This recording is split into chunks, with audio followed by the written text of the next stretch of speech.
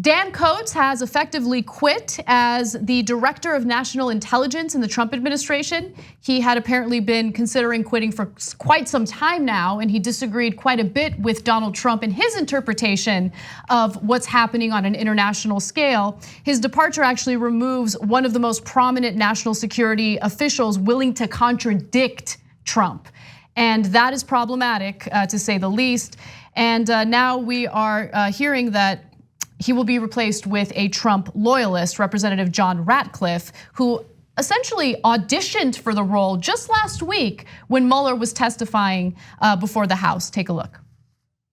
Which DOJ policy or principle sets forth a legal standard that an investigated person is not exonerated if their innocence from criminal conduct is not conclusively determined? Can you repeat the last part of that question? Yeah.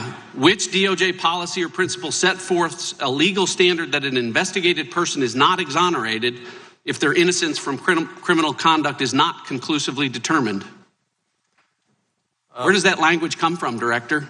Where is the DOJ policy that says that? Let me make it easier. Go ahead.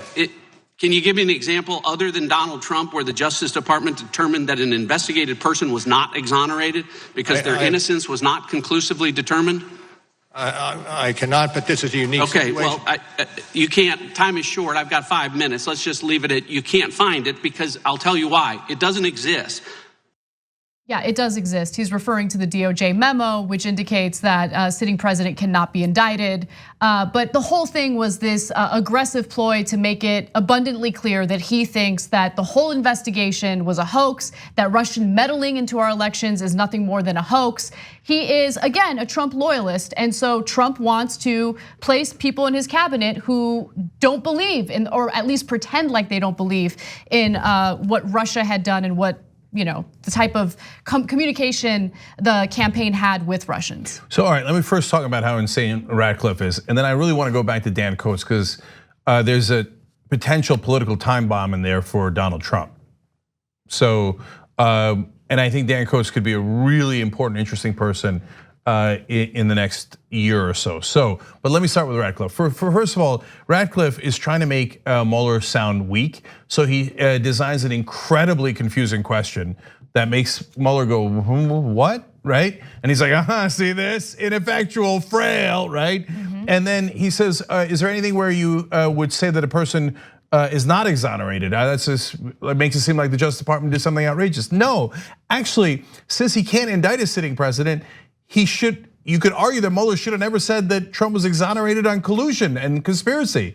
He actually did Trump a giant favor by saying, hey, he didn't do the conspiracy with the Russians during the election. Now, he flips that on its head and saying, how dare you not also declare him innocent on the other thing, obstruction, because he isn't innocent on obstruction. And he has 10 cases of that in his report. But you know what Ratcliffe did? He went further. He suggested that there was Russian meddling in the election, but that it was to help Hillary Clinton. Now, look, let's just think about in the rational world, in the real planet Earth, okay? If the Russians helped Hillary Clinton get elected, why isn't she president? So what kind of a terrible conspiracy did they have that they are like, aha, you should have investigated how the Russians got Hillary elected. Why would you do that since she didn't get elected? And in their world, this is a giant witch hunt and a hoax that then says Donald Trump didn't do a conspiracy with the Russians during the election. Why would you do a witch hunt and not actually get the guy? That makes no sense. Yet every stupid ass Republican in the country is like, oh yeah, so it's a witch hunt. That's why they showed that he was innocent on the collusion. Do you hear yourself? Do you have any idea how stupid you sound? It's a conspiracy to what? Show Donald Trump is innocent on the conspiracy? It makes no sense. All right, anyway, Ratcliffe basically is saying to Trump, blank check, I'll do anything you want. And he has also talked about how not only that Hillary Clinton's campaign colluded with the Russians, but that Mueller didn't actually write the report. These lunatic conspiracy theorists, right? And he's like, see, since he's frail, he couldn't answer the most complicated question anyone's ever asked. That shows you that in fact it was, he said, quote, Hillary's de facto legal team that wrote the report. So now Trump is filling the cabinet and the very important positions in our government with lunatics just like him. People just as stupid as him, just as conspiracy theory driven as him, and they're not gonna give him the actual intelligence. And that's not the bug, that's the feature. So that brings me back to Dan Coats. So New York Times points out that Coats gave, quote, unwelcome assessments of Russia and North Korea to Donald Trump. The intelligence is supposed to be the intelligence. It doesn't matter if it's welcome or unwelcome. You know what, when the intelligence community gave the assessment to George W. Bush that Al-Qaeda was determined to attack inside the United States shortly before 9/11, well, that was an unwelcome assessment. But it would have been great if they listened to it, because the planes aren't gonna stop because you don't welcome them. So he says, well, Trump doesn't like that the Russians are meddling in our elections, or he doesn't like the fact that people know about it. He loves that they actually did it and it helped him. Dan Coats says this is the reality. Now, Dan Coats, look, one more piece of context, guys. Dan Coats is so right wing that I remember when he came into the Senate, Michael Schur and other political analysts on this show were talking about, my God, how insanely right wing has the Senate gotten that now Dan Coats is a senator. Now, we've gone so far more to the right wing in Washington that Dan Coats looks like a reasonable person. Yep. So now Coats comes out and says North Korea built 12 nuclear warheads while you were negotiating with them. Well, unwelcome assessment. It doesn't matter that it's not welcome. He built the nukes, whether you like it or you don't. The intelligence community is supposed to give you the facts, and Trump doesn't want facts. They're inconvenient for him. So he hires a stupid ass lackey, conspiracy theorist, to manipulate the intelligence and just tell him whatever the hell he wants to hear. He has no expertise or experience with the intelligence community whatsoever. And so for all of the Republicans who were crying or yelling or whining about how the country's national security was in jeopardy during the Obama administration because Democrats are allegedly weak on national security issues, what do you have to say about this? Because if he gets confirmed, Ratcliffe would be the head of national intelligence, and he is nothing more than a Trump loyalist with no experience in this area.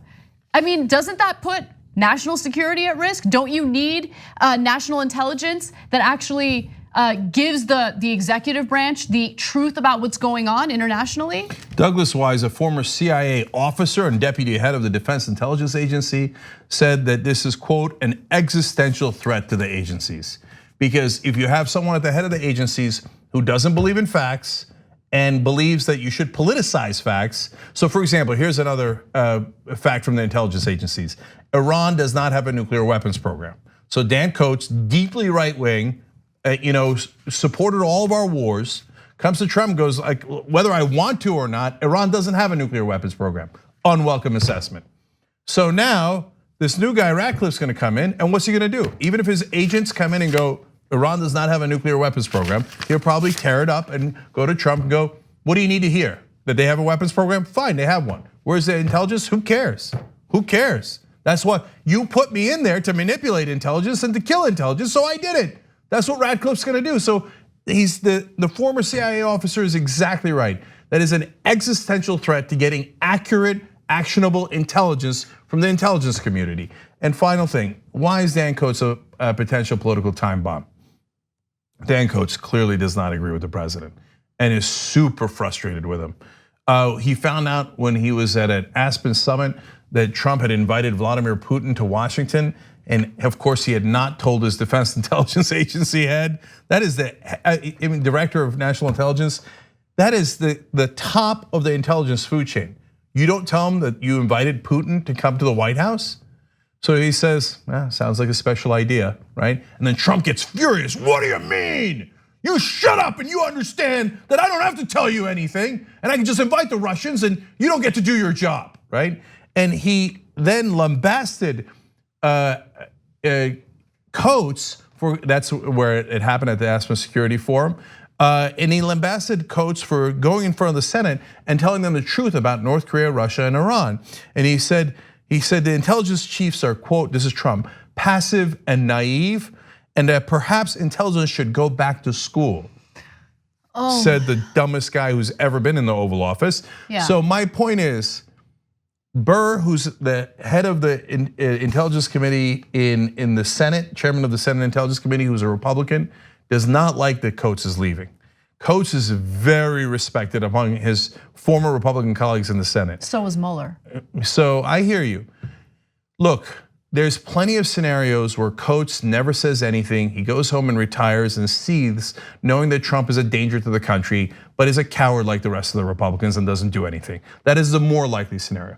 But there is a scenario in which Coates can't take it and goes, guys, no, I gotta tell you, here, I'll bring in Rex Tillerson. I'll bring in Jim Mattis. All the people who are deeply right-wing but sane that served in the Trump administration. And we're here to tell you guys together, the president's a goddamn lunatic. He has no intelligence whatsoever, can't think straight, has no strategy, and you have got to do something for patriotism, for love of country. You've got to do something. Is it possible that Dan Coates does that? I grant you, given the Republican Party and its sorry state, it is unlikely.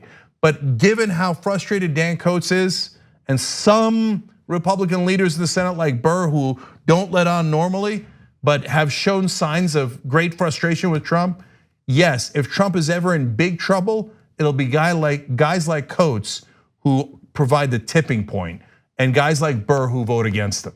Like what you see? Click the subscribe button below, and don't forget to ring the bell to never miss another video from the Young Turks.